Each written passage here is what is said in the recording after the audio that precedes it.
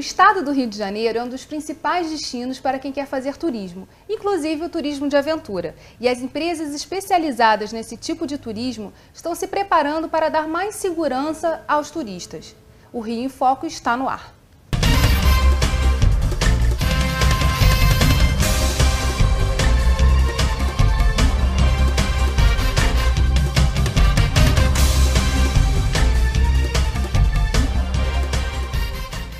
Nossos convidados são Gabriel Werneck e Marisa Freitas. E nesse primeiro bloco eu converso com o Gabriel. Gabriel, como tem sido esse trabalho de organização do setor de turismo de aventura? Bom, o processo começou principalmente com as empresas de turismo de aventura, através da associação. A gente tem uma associação que representa os operadores de turismo de aventura, se chama ABETA, Associação Brasileira de Empresas de Ecoturismo e Turismo de Aventura, em parceria com o Ministério e com o SEBRAE.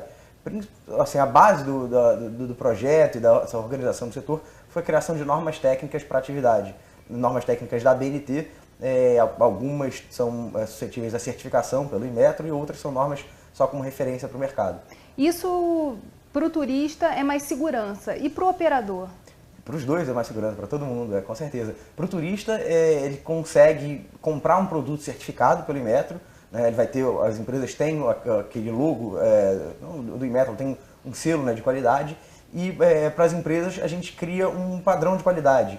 Eu opero turismo de aventura de um jeito, um outro operador no Paraná pode operar a mesma atividade escalada, por exemplo, de outro jeito. Você não existe uma única técnica que seja única para aquela atividade. Existem algumas variações. Quando a gente cria uma norma, a gente estabelece como a própria nomenclatura dos equipamentos, os procedimentos, a gente organiza isso. Então você dá uma base mais sólida para a nossa atividade. Essa era uma demanda antiga, do setor. Bem antiga. E vocês vêm trabalhando há muito tempo em conversas, mas como é que a gente conseguiu, quando vocês realmente conseguiram estabelecer isso? Olha, por volta de 2003, 2002, 2003, os empresários começaram a se organizar através de uma lista de e-mails na internet, empresários alguns do Nordeste, de Minas, alguns do Rio de Janeiro, e a gente criou um grupo de empresários, era um grupo de discussão, e daí surgiu a ABETA, que é a Associação Brasileira de Empresas. A ABETA foi fundada em 2006, no mesmo ano a gente já começou uma relação com o Ministério, uma conversa com o Ministério, era uma demanda do Ministério, como qualificar o mercado se eu não tenho alguma entidade, alguém que represente o setor, eu não posso ir bater de porta em porta, empresa em empresa para fazer isso. Então logo que o setor se organizou, que a gente formalizou a associação, o mercado, o poder público aderiu muito bem a essa nossa proposta e a gente começou a desenvolver um trabalho para entender um pouco o setor. Então a gente fez uma série de pesquisas de mercado para saber um pouco mais do que a gente estava tratando e aí começou a criar um plano para como tornar a atividade mais segura. A principal demanda era do Ministério do Turismo, para que o setor fosse um setor mais seguro e que a gente tivesse alguma certificação, algum selo de qualidade. Ainda não se tinha formatado se seria uma norma técnica, uma lei, qual seria o instrumento que seria utilizado para a gente dar mais qualidade para o mercado. Mas que tinha que era organizar, formalizar e diminuir acidente, a gente tem um padrão de qualidade aqui nas operações no Brasil. E esse turista de aventura, ele é mais exigente. O que ele procura numa empresa que oferta pacotes desse tipo? Então, no mundo inteiro, tirando o Brasil, a gente tem uma série de destinos que já são destinos consagrados para turismo de aventura. Na Europa, há bastante tempo já se pratica esse tipo de atividade, na Nova Zelândia também é um outro grande destino para esse tipo de atividade. E no Brasil a gente ainda está começando. Na década de 80 a gente começou com alguma atividade, já com essa formatação de produto de turismo de aventura, e isso veio se desenvolvendo ao longo do tempo, mas a gente ainda não tem um mercado muito grande, ainda não tem uma grande massa crítica para isso. Então, na verdade, qualquer coisa que a gente faça ainda é muito bem-vinda, a gente não tem uma grande tradição e a gente precisa melhorar muitos pequenos detalhes na operação. A gente já está criando ainda as bases da nossa atividade. Quando a gente fala em turismo de aventura, a gente sempre pensa em floresta, em lugares longe da cidade. Mas o Rio de Janeiro é um espaço, a cidade do Rio de Janeiro é um espaço para turismo de aventura. O que tem aqui para esse turista que vem em busca de aventura? Com certeza, com certeza. Acho que a maior vocação da cidade do Rio de Janeiro é para o ecoturismo, para o turismo de aventura, para o turismo de natureza. A gente pode ver nossos principais atrativos turísticos são Pão de Açúcar, Corcovado, Praia de Copacabana, Floresta da Tijuca, Jardim Botânico. São todos atrativos naturais. Rio de Janeiro não é um destino para museus ou para outros atrativos mais culturais. O grande tem de tudo, foco, né? o foco da cidade, né? Os atrativos que a gente tem são todos, principalmente esses recursos e belezas que a gente tem. E aí isso já gera uma vocação natural para a cidade, né? Para esse tipo de atividade. E o que a gente precisa é organizar os produtos turísticos. A gente tem hoje em dia uma prática muito grande. O carioca gosta muito de estar ao ar livre, de pedalar, de andar de bicicleta, de caminhar, de fazer outras atividades, mas a gente ainda não tem muitos produtos formatados. Você não tem embalado ainda esse pacote para esse turista? Alguns. A gente até no Brasil, com uma atividade muito nova, no Brasil inteiro a gente não tem muitos produtos. O Rio de Janeiro é até pioneiro nesse tipo de atividade. A gente tem aqui, eu diria que 3 grandes produtos nessa linha, né, de ecoturismo, de aventura, que já vem desde a década de 80, que são consagrados. A gente tem aí a travessia Petrópolis-Teresópolis, ela é conhecida mundialmente, né, internacionalmente, mas dentro do Brasil, ela é uma das principais, a gente chama de travessia, são caminhadas de longo curso, que você tem mais de um dia de duração, né? Ela é uma das mais famosas no Brasil. A gente tem também o rafting no Rio Paraibuna, que na década de 80 foi a primeira operação comercial de rafting no Brasil, ainda não existia essa modalidade. Então, alguns empresários da região de Petrópolis e Itaipava trouxeram algumas embarcações e começaram a oferecer isso na década de 80. Foi a primeira operação desse tipo no Brasil. E na mesma época, mais ou menos, a gente começou com a operação de voo livre na rampa de São Conrado. Também era muito pioneiro, começou alguns pilotos que já voavam, faziam voo solo, né? Ele, como esportista, passaram a oferecer essa atividade como um produto turístico, né, para os visitantes, né, da cidade do Rio de Janeiro. E a gente conseguiu, eu diria que na década de 70 e 80, formar esses grandes 3 produtos que foram pioneiros nessa formatação que a gente tem atualmente de turismo de aventura. Você tem uma agência de viagens responsável pela comercialização e pela organização do produto, um guia de turismo qualificado para essa atividade, equipamentos certificados, uma norma técnica. Já existia atividade de esporte de aventura e de turismo de aventura, mas ainda não com uma formatação como um produto turístico, como a gente tem em outros destinos. Aí o Rio de Janeiro se destacou na década de 80, mas de lá para cá a gente não desenvolveu grandes novos produtos, não tem, o Rio de Janeiro não conta com... Você falou de 2 na cidade e 1 na região serrana. Na região serrana. Se a gente for andar pelo estado como um todo, tem vários outros, né? 3 rios, rafting, quer dizer, tem outros produtos para serem trabalhados. Na região da Costa Verde, Ilha Grande e Paraty, na região de Búzios, Arraial do Cabo, tem bastante mergulho. A gente tem, sim, operações, hoje em dia já acontecem algumas operações no estado. O que a gente não tem é uma grande quantidade de público praticando, e a gente precisa ainda, o empresário precisa fazer seu dever de casa, né, e oferecer produtos melhores, a gente divulgar mais esse nosso trabalho, mas potencial a gente tem, recursos naturais a gente tem, turista a gente tem, então precisa mesmo uma organização do setor, basicamente o empresário sentar lá, formatar bons produtos, organizar melhores operações, e aí a gente vai conseguir realmente ser um destino internacional de ecoturismo de aventura. E como é que a gente faz isso? A gente fala no próximo bloco. Não saia daí. Rio em Foco aqui, política e economia caminham juntas.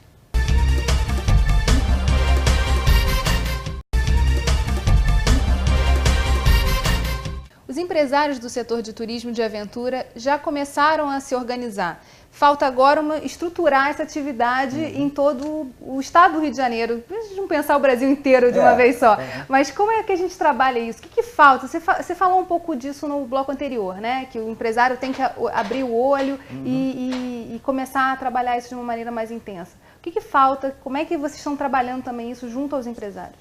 Bom, é uma questão de oferta e demanda, né? A gente precisa ter uma oferta maior para poder ter uma demanda maior, né? Se a gente não tem bons produtos, a gente não tem como atrair grandes quantidades de clientes para cá, né? Para o Rio de Janeiro. Agora, na questão do turismo de aventura, a gente precisa também ter uma atividade interna, né? Quer dizer, não é só ficar olhando quem vem de fora, fazer atividade. Se a gente não tem um público interno trabalhando isso direto, fica mais difícil, né? Com certeza. Eu diria que há 10 ou 15 anos atrás, o foco sempre era no turista estrangeiro, né? Até porque ele já estava mais acostumado a praticar esse tipo de atividade e a economia no Brasil ainda não estava tão boa quanto está hoje em dia. Com o crescimento da economia no Brasil e com a crise internacional, a gente tem que sim olhar para o mercado nacional, trabalhar o produto de turismo de aventura para os brasileiros, para o carioca, para o morador daqui de outros estados que quer conhecer o Rio de Janeiro de uma forma diferente. O carioca já foi para a rua, agora essa questão das corridas tem se tornado constante, você tem uma série de atividades ao ar livre crescendo.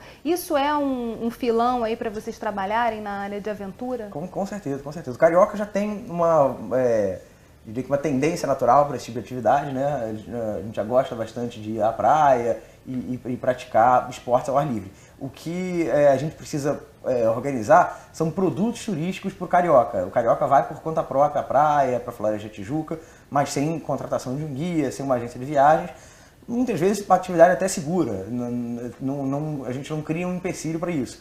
Mas existem certas atividades, um voo livre, escalada, atividades mais técnicas que você precisa realmente de um guia acompanhando você para fazer a atividade. Sobre isso, a gente estava falando com outras pessoas e a professora Ariane Reis, que é da Universidade do Cruzeiro do Sul, lá da Austrália, nos mostrou que certificação legal, normatização bacana, mas a gente tem que também tomar cuidado para não ser demais. E aí vamos ouvir um pouquinho do que ela falou. Eu acho maravilhoso que esteja havendo essa preocupação com a capacitação.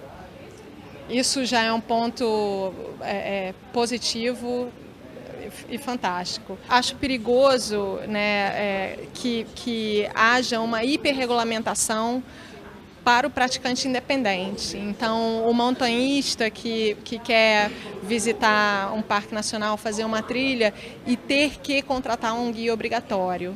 Isso eu acho que pode ser bater de volta contra esse processo de desenvolvimento, porque aí você vai estar restringindo a prática e é essa prática que motiva o turismo, porque se você não tem uma massa de praticantes, você não vai ter o interesse e a demanda para o turismo e para esses guias.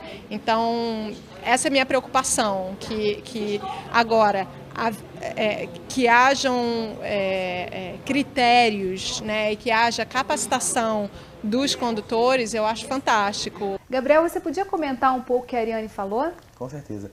Acho que primeiro, até para o público entender, a gente tem uma diferença grande entre esporte de aventura e turismo de aventura. Se você vê uma pessoa escalando, ela pode estar praticando turismo de aventura ou esporte de aventura, com o mesmo equipamento, a mesma quantidade de pessoas. Para um leigo que não sabe o que está se passando ali, a operação é a mesma. Você vê um cara com capacete, com uma corda, com baudrier, e fica um pouco difícil de saber qual a diferença de um e de outro.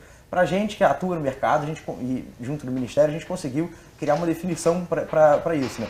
Basicamente, se existe uma relação comercial, a gente caracteriza como turismo e aventura. Se são duas pessoas, amadores ou profissionais, indo por conta própria, não tem relação de consumo, a gente caracteriza como uma atividade de esporte de aventura. E para quem está fiscalizando? Para quem está fiscalizando, leis, normas, se aplicam basicamente a turismo de aventura. Porque existe uma relação comercial, a gente tem que seguir o Código de Defesa do Consumidor, o Código Civil, normas técnicas para atividade, leis específicas para atividade. Para uma atividade de esporte, é muito difícil o Estado regulamentar uma atividade de esporte. Ele não vai falar como que o jogador de futebol tem que jogar futebol ou não, como você tem que escalar ou não. Se alguém quiser subir uma pedra sem capacete, sem corda, sem a certificação ela não olha para isso especificamente. Não olha até por uma questão legal. O Estado não tem como impedir que você suba uma pedra sem capacete. Não é a atribuição do Estado fazer isso, né? A professora Ariane falou do Congresso Nacional. Eu queria que você distinguisse um pouco o que é lei e o que é essa certificação da ABNT. Ótimo. Bom, o conjunto de normas técnicas, hoje em dia a gente tem 23 normas específicas para turismo e aventura. A gente tem uma que a gente diz que é uma norma guarda-chuva, que é uma norma de sistema de gestão de segurança. É muito parecido com a norma de gestão de qualidade, de gestão ambiental, mas o foco dela é em segurança no turismo e aventura. E aí ela trata do treinamento do seu guia, você tem que fazer um inventário de perigos e riscos das atividades que você opera. São quesitos bem técnicos, que eu não vou entrar agora, porque a norma é bem grande, bem extensa, mas basicamente o objetivo da norma é garantir a segurança para os turistas. A gente, uma série de processos, de organização de métodos, a gente tem como tornar a operação mais segura. Essa norma é uma norma que a ABNT criou, as empresas podem aderir à norma ou não, as normas são sempre voluntárias, como qualquer outra norma técnica no Brasil. Então, a empresa que tem os operadores que tem que fazer o papel dela de implementar a norma, entrar em contato com o Inmetro e solicitar no Inmetro uma auditoria para ver se a empresa está operando em conformidade com a norma. Se você estiver operando em conformidade, você vai receber o selo do Inmetro, né? Isso te garante uma qualidade. É mais como uma barreira de mercado do que como uma imposição mesmo, como uma lei. Essa é a principal característica entre uma norma e uma lei. A norma ela é voluntária, ninguém é obrigado a cumprir, mas com um certo passar do tempo e com a organização do setor. Você tem observado, a Beta tem estimado quantas empresas estão aderindo a essa certificação? Olha, a gente estima que hoje no Brasil tem em torno de 2.000 empresas que atuam nesse segmento de ecoturismo e aventura. A gente tem associadas na Beta em torno de 300 empresas. E participando do programa, a gente já tem mais de 50 empresas certificadas. Tem algumas que estão ainda no processo de implementação, tem umas que estão no processo de auditoria, mas a gente já tem em torno de 50 empresas no Brasil certificadas nessa norma. E no estado do Rio? No estado do Rio a gente tem em torno de, certificadas, acho que 4 ou 5 empresas. E no processo a gente está em torno de 10 empresas que estão... É um processo longo, né? Você tem que mudar a cultura, tem que passar, organizar uma série de processos que você faz de uma forma, tem que passar a documentar, organizar e fazer de outra. Então não é uma coisa que você hoje pega a norma, comprou, ela está pronta, né? Demora às vezes 6 meses, 1 ano, dependendo da complexidade da operação, até 2 anos, para você poder estar em conformidade com a norma. Não é uma coisa tão simples. E o outro ponto que eu estava falando são as leis, né? A gente hoje em dia não tem nenhuma lei específica para turismo e aventura, a não ser pela Lei Geral do Turismo, que ela aborda, alguns capítulos ela aborda o turismo e aventura, mas também ela se refere muito à norma. Ela diz que as empresas elas têm que atuar em conformidade com a norma, que não significa que você tem que estar certificado, você tem que ter o selo do Inmetro, mas você tem que trabalhar em conformidade. Se a norma diz que você tem que treinar o seu guia e documentar seu treinamento, você tem que cumprir isso. Também a lei te exige que você cumpra isso, né? Agora, essa demanda pela certificação e pela segurança, o professor Lamartine da Costa, que a gente vai ver agora, ele falou um pouco sobre isso, que é uma demanda dos guias de uma maneira geral. Vamos ouvi-lo e depois eu queria que você comentasse. O Rio de Janeiro, o Brasil é privilegiado quanto à disponibilidade de regiões para esse tipo de prática. Curiosamente, no estudo do Atlas, se identificaram até clusters, ou seja, concentração de ofertas de pequenas empresas ou de guias em determinadas regiões do Brasil que desenvolviam aquela área. Em São Paulo existe uma determinada cidade cuja economia inteira é regulada por essas atividades e pelos guias que moram na região. Então já é uma realidade no Brasil do potencial econômico dessa atividade. O que está faltando é ligeiras correções, talvez por iniciativa do governo, para melhorar essas relações e que se projete, tanto internamente, que o maior turismo do Brasil é interno, tanto internamente como para o exterior, uma melhor proteção e melhor relação com essas pessoas no sentido do desenvolvimento adequado, porque ele não tem sido. Esse estudo que foi feito mostrou que os guias, principalmente montanhistas, do Rio de Janeiro, que foi a área de estudos, eles eram favoráveis à normatização. Por quê? Porque a área é invadida por muitas pessoas sem qualquer critério, e isso criava situações delicadas com relação à segurança. Então, os guias que mais dedicados, mais profissionalizados, eles são prejudicados pela falta da normatização e do licenciamento. A bola está contigo. Bom, acho que como em todas as profissões, né, não só no turismo e aventura, no mercado, os guias, né, de turismo e aventura, a gente quer ter uma proteção para a nossa atividade, né? A gente enfrenta esse problema, né, principalmente na nossa atividade de ecoturismo, de aventura, por não ter uma certificação, uma formalização. A gente tem aí o guia de turismo cadastrado no Ministério do Turismo, essa profissão já regulamentada, mas o que a gente chama do condutor de turismo e aventura, a profissão não é regulamentada. Existe uma grande diferença, a profissão de guia, ela não abrange as atividades de ecoturismo e de aventura. Ela é específica para city tour, para transfer, para condução de grupos em ambientes urbanos ou até naturais, mas um guia de turismo certificado pelo Ministério do Turismo, ele não tem treinamento nem qualificação para operar escalada, montanhismo, caiaque, rafting, as atividades que a gente opera. E aí a gente sim precisa de uma organização para o nosso setor. A melhor forma é através de criação de normas e de possivelmente até numa regulamentação da profissão, né? Isso a gente entende. Agora, eu concordo também que os guias e os empresários e todos os profissionais querem se resguardar. A gente não quer que venham piratas e pessoas que não estão qualificadas operem atividades. Isso vai com certeza aumentar o número de acidentes e repercute negativamente para a gente. A gente cria uma barreira quando acontece algum acidente na nossa atividade, a demanda diminui e as pessoas procuram menos, né? Então, e como é que vocês trabalham internamente, junto às operadoras, aos guias, essa necessidade de se certificar? Como vocês trabalham também com as empresas que já se certificaram para elas exporem isso e poderem captar clientes a partir dessa questão da segurança? O Ministério e o Sebrae, eles apoiam, e a Beta também apoiam as empresas que já estão certificadas, até para uma questão de divulgação, de promoção. O foco está nessas empresas porque elas já participaram de um processo, elas têm uma qualidade reconhecida por um órgão público, né? Mas acho que assim, a questão da qualificação, da criação da demanda é uma demanda nossa, natural, já do próprio mercado, né? Então, quando surgiu o programa e surgiram as normas, foi muito bem-vindo, todo mundo abraçou a causa e sentiu muito feliz de poder contribuir para o desenvolvimento da atividade, né? Já era uma demanda antiga isso. Uma das críticas feitas à questão do turismo é o alto custo.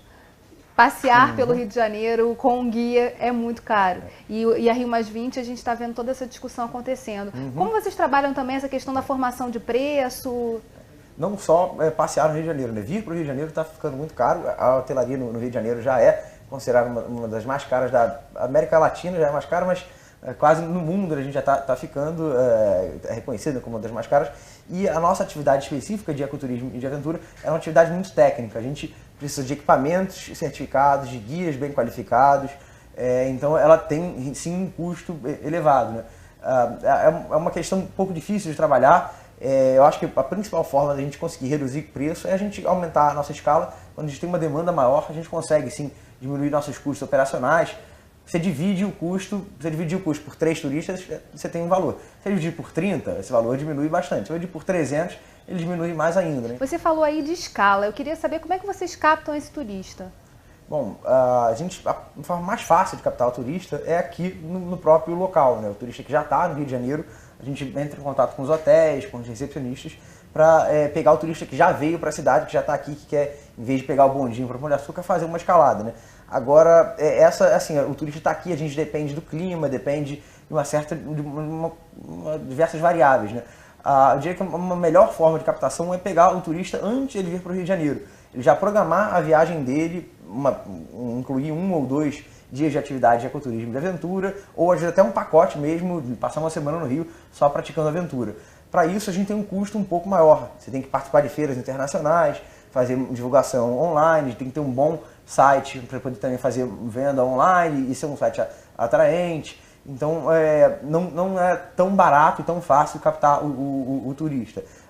Captando ele aqui no Rio de Janeiro, de uma forma local, eu diria que é a mais curta, mais fácil, mas não é a melhor das formas. O ideal para criar essa escala que é tão necessária. O ideal é você ter um mix, que você capte um pouco de turistas lá fora, um pouco de turistas aqui, mas que você consiga abranger o máximo possível, né? Que a gente tem uma dificuldade de divulgar o nosso produto para o turista, né? O turista que vem para o Rio de Janeiro, ele ainda não sabe que você pode, em vez de pegar o bondinho para o Pão de Açúcar, escalar. Então essa é uma grande dificuldade. Agora, e para formar público aqui internamente? Vocês têm um trabalho focado nisso?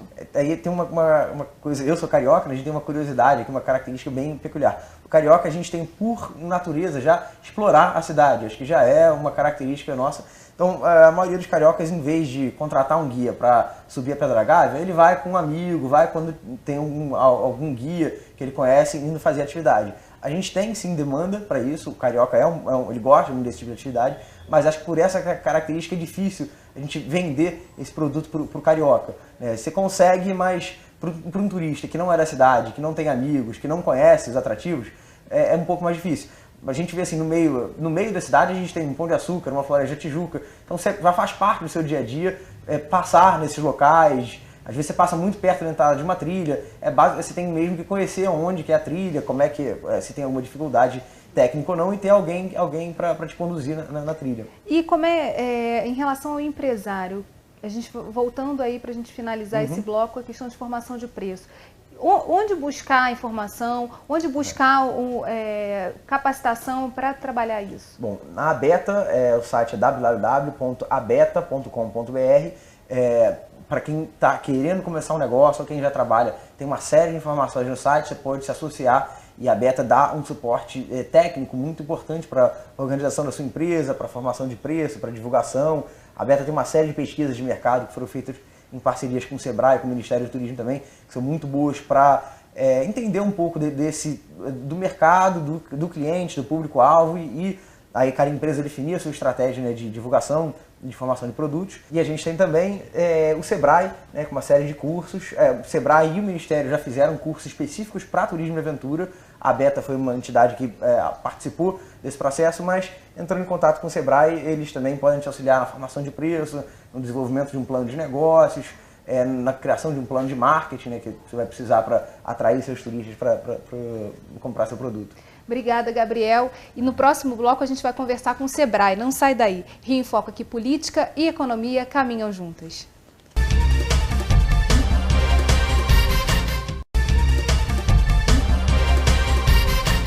Pesquisa de uma operadora de turismo alemã apontou o turismo de aventura como um dos principais segmentos de interesse do turista que vem aqui para a Copa e para as Olimpíadas. Eu converso agora com Marisa Freitas, do Sebrae. Marisa, esse resultado surpreendeu? Olha, eu acho que surpreendeu a todos, né? E a partir desse resultado, tanto o Ministério do Turismo, como o ICMBio, a Abeta e Sebrae começaram a se preocupar e se preparar para receber esse turista. O que esse turista pede e precisa aqui no Rio? Bom, esse turista, acho que em primeiro lugar ele pede credibilidade, que foi até uma iniciativa já que vem sendo trabalhada pela Abeta, né, através de programas de certificação. Em relação ao Sebrae, ao Ministério do Turismo e ICMBio, né, que é um braço do Ministério do Meio Ambiente, nós propomos uma integração para preparar esse empreendedor, né, o pequeno empresário ou mesmo o empreendedor individual, que são os guias de turismo, a preparar o seu empreendimento para o negócio, realmente. Vocês focam exatamente na questão da capacitação. Sim. Há um interesse, quer dizer, cresceu durante esse período em que vocês estão focando no turismo de aventura, o interesse dos operadores para olhar melhor para isso, para pensar em pacotes para esse turista? Sem dúvida, hoje nós temos roteiros trabalhados com o elo da cadeia do turismo, né? Inclusive, essa proposta gerou um projeto de parceria que é um projeto que vai trabalhar o fomento nas unidades de conservação, que vai ser inclusive discutido na Rio+20, onde o Parque Nacional vira um equipamento de atrativo, onde se trabalha os segmentos, né, do ecoturismo, do turismo da natureza, e nós vamos trabalhar os guias e a cadeia do entorno na parte de gestão, de marketing, como ele vai trabalhar essa questão administrativa da empresa dele, junto com as propostas também da Abeta, de certificação e nesse trabalho, o Rio de Janeiro tem um destaque, né? O Parque da Serra dos Órgãos está nesse projeto. Foram eleitos 5 parques piloto, né, que vai gerar um estudo de caso a ser implementado nos demais parques nacionais do Brasil. No caso agora do Rio de Janeiro, é o Parque da Serra dos Órgãos que estamos trabalhando, e nós vamos terminar agora essa primeira etapa do projeto. Você falou que é feito todo um trabalho com o entorno, circuito gastronômico, exatamente, os hotéis. Como foi feita a mobilização desses setores que complementam o turismo de aventura? Então, o Sebrae, pela sua capilaridade, né, nos municípios, já tem um banco de dados desses clientes, onde a gente disponibilizou esses clientes que estão no entorno, né, que são 2 entradas do parque, Teresópolis e Petrópolis. Fizemos a mobilização, junto também com o governo do estado, para eles conhecerem a proposta do projeto e aderirem também à participação. E como foi a adesão? Foi ótimo, surpreendente. Muitos não conheciam o trabalho do parque, então o parque se apresentou a esses empresários, os empresários se apresentaram ao parque, né? Foi um trabalho muito interessante. E muitos nem conheciam o que era um plano de manejo, como é que o parque poderia ser um grande equipamento para o turismo e para gerar realmente receita para essas empresas, fazendo com que o turista permaneça inclusive mais tempo na cidade por ser um equipamento com muitos atrativos. Marisa, e quantas pessoas estão mobilizadas hoje no entorno desse projeto do Parque da Serra dos Órgãos? Olha, hoje nós temos empreendedores individuais que trabalham com a feirinha de Teresópolis, que estão desenvolvendo produtos que identifiquem o parque nos seus produtos de venda na feirinha. Temos os guias, temos todo o setor de gastronomia, hotelaria, transporte e as agências de receptivo. Ao todo, hoje, tem 22 empreendimentos. É um número pequeno, mas bastante expressivo ao que se propõe, porque a gente faz consultorias individuais nas empresas para que eles aprimorem seus produtos e a gente cria uma identidade dessas empresas com o parque. E quem chega lá hoje em Teresópolis, que setor procura, que órgão procura para poder saber como é que eu faço, como é que eu me integro, como é que eu posso fazer esse passeio? Então, além do mapa, que é um produto de entrega do projeto, onde vai ter um mapa do parque com as empresas integrantes. Nós criamos uma identidade do parque com as empresas, que é um selo de certificação de que aquela empresa está envolvida no projeto. As empresas as que não estavam no Cadastur tiveram que se cadastrar, né? Então, criou-se um banco de dados dessa empresa. Isso tudo são os produtos que nós vamos entregar aos empresários para benefício, né, de mercado para eles. No término agora dessa primeira etapa do projeto. São 22 empresas que estão contempladas nesse momento. E o que está previsto para as próximas etapas? As próximas etapas é mercado mesmo, né? A gente está elaborando um roteiro e criando justamente, como você disse no início, né, sobre o programa de roteiro e pacotes para oferecer ao turista nacional e internacional. Alguns trabalhos que a gente fez aqui no fórum tentaram mapear perfis dos municípios para turismo, apontaram uma inexistência de articulação entre os próprios municípios para criar roteiros. Esse tipo de ação no Parque da Serra dos Órgãos, você falou aí de 2 municípios, Petrópolis e Teresópolis, ajuda nesse processo de envolver os municípios para que eles pensem que eles estão muito próximos e eles podem ser um atrativo por conta disso? Sem dúvida, mesmo porque já existem outros projetos, né, que o Sebrae atua também, que são os projetos da Serra Verde Imperial, onde estão contemplados 5 municípios e já existem roteiros integrados e que também vão se integrar nesse projeto, com certeza.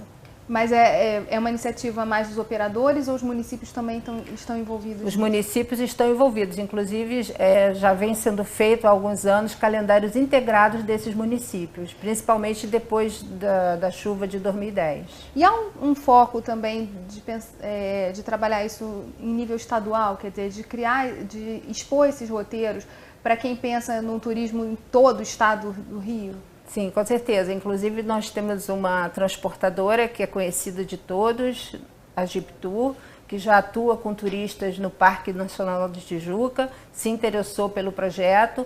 Então, a ideia, na realidade, é que depois do trabalho em demais parques, a gente faça um roteiro integrado em todo o estado.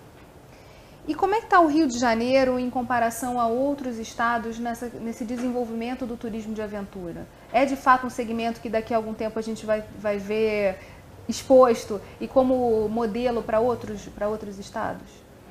Olha, eu sei que Minas tem um bom trabalho em relação ao turismo de aventura e aqui no Rio eu acho que a gente é meio tímido ainda, até por conta mesmo da questão da praia, né, que é realmente um grande atrativo. E o próprio carioca, né, ele prefere ir à praia às vezes do que fazer um passeio na floresta, nas peneiras, embora isso hoje realmente esteja mudando realmente dentro da cultura de passeio e do próprio carioca, e além também dos turistas hoje, por essa questão da biodiversidade, sustentabilidade que vem se discutindo, né, nos últimos anos. Eu acho que essa visão está mudando também em relação ao próprio comportamento do turista. Quais as demandas do operador de quem trabalha diretamente com turismo na questão da capacitação, ainda é, na sua visão, uma demanda inicial, aquela de formar processo, de se qualificar, de se formalizar, ou vocês já estão avançados também na formação de pacotes, um trabalho mais focado em marketing? Existe um trabalho focado em marketing, mas existe um trabalho também que a gente já vinha fazendo há algum tempo também em parceria, né, com outra associação, que é a BAV, que é um programa voltado também para essa questão da gestão das operadoras e das agências de viagem, principalmente as agências pequenas, né, que com a globalização, né, com toda essa proposta tecnológica, as operadoras tiveram como pegar mais rápido essa questão das grandes pacotes, né, internacionais, com parcerias com as aviações, enfim. Então, existe já um programa também em relação à questão das agências e operadoras de viagem, que é oferecido também pelo Ministério do Turismo, a ABAV, em parceria com o SEBRAE, nessa questão da gestão, plano de marketing, né, de se posicionar no mercado. É porque a tendência tem sido a fusão, né, dos eu grandes acho operadores. eu acho que um dos grandes benefícios da globalização foi os empreendimentos e o próprio poder público, né, o setor privado, vê que hoje ninguém faz mais nada sozinho. Né? Hoje em dia é preciso tudo criar uma parceria e juntos realmente a gente alcançar bons resultados. Você deve estar se perguntando aí, tá bom, mas como é que eu faço para acessar todos esses cursos? A gente fala sobre isso no próximo bloco. Não saia daí. Rio em Foco aqui, política e economia caminham juntas.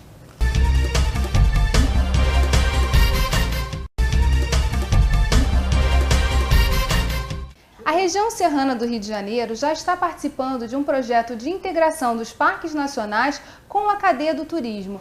Marisa, como é que a gente faz, como o operador de turismo, ou quem trabalha nessa área de turismo, pode participar desse projeto?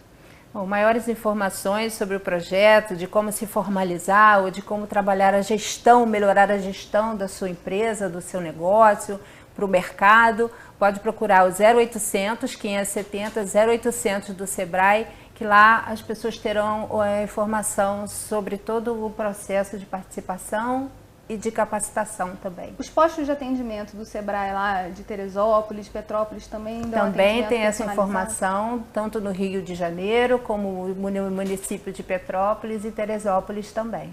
Marisa, e a quem se destinam esses programas? Bom, esses programas se destinam às empresas que estão próximas às unidades de conservação, aos parques nacionais, né? Que são as empresas do elo da cadeia do turismo, operadoras, agências de viagens, de receptivo, a parte de gastronomia, bares, restaurantes, hotelaria, transportadoras, artesanato local, guias de turismo. E teve agora a primeira etapa do projeto, através de uma pesquisa, diagnóstico, criação de um banco de dados, né, integração da cadeia com o parque, né, esse trabalho de integração, de um plano de ação. E agora, a partir dessa segunda etapa, nós vamos trabalhar de acordo com as demandas que vão surgindo, um programa realmente de divulgação para o mercado, criar um produto de prateleira para oferecer às operadoras, às agências de viagem, nacionais e internacionais. Esse programa está focado ainda na Serra dos Órgãos, mas a ideia é expandir para outros parques nacionais. A gente tem alguns no Rio de Janeiro. Quem já está no entorno de algum parque nacional e queira conhecer esse programa, pode participar desse projeto? Vai ser disponibilizada a cartilha Estudo de Casos, né? E como também pode procurar o 0800 do SEBRAE, 570 0800, ou as agências do SEBRAE de atendimentos e escritórios regionais que se encontram no município de Teresópolis, Petrópolis e também do Rio de Janeiro, para maiores informações. A partir do momento que o projeto venha para outros parques nacionais, será trabalhado também o mesmo elo, a mesma metodologia do elo da cadeia do entorno próximo a esses parques que realmente vão desenvolver esses produtos de promoção desse equipamento. Lá no iniciozinho eu te perguntei se tinha surpreendido o fato dessa demanda pelo turismo de aventura e você falou que sim. Surpreende porque talvez as pessoas ainda não estivessem olhando para isso, ainda estivessem desarticuladas. Dá tempo de se preparar para a Copa de 2014? Essa é a ideia, né? Nós estamos trabalhando para isso, por isso que até o projeto teve uma etapa justa, né? E a gente teve que não trabalhar com um número muito grande para a gente realmente poder fazer um projeto de qualidade com programas eficientes de resultado. E aí, você falou da expansão disso para outros parques nacionais, mas vamos falar um pouco de cronograma, assim, de quando a quando, que tipo de produtos vão ser ofertados. Você falou muito que tem que ter uma demanda dos empresários, então é importante que os empresários abram o olho para isso e comecem a procurar também, né? Então, a partir do momento que eles estejam no projeto, estejam no cadastro, legalizados, formais, né, eles entram em todo o programa de divulgação, tanto do Ministério quanto do SEBRAE, quanto da ABETA, né, de todos os parceiros, e até no próprio site com o link da empresa que já esteja no projeto, além de folheteria, né, de material promocional que vai ser elaborado agora para essa segunda fase, que é justamente um trabalho para o mercado. Então vamos abrir o olho, gente. O Rio em Foco é o programa do Fórum Permanente de Desenvolvimento Estratégico do Estado do Rio de Janeiro. Para acompanhar os nossos debates, acesse a nossa página na internet ou as nossas redes sociais. Você também pode assistir esse programa no site www.rioemfoco.rj.gov.br e pelo www.tvalerj.tv. Muito obrigada. Obrigada Marisa. A vocês, foi um prazer, viu? E fique com a gente nos próximos programas. TV Alerj, o canal do povo fluminense. Até a próxima.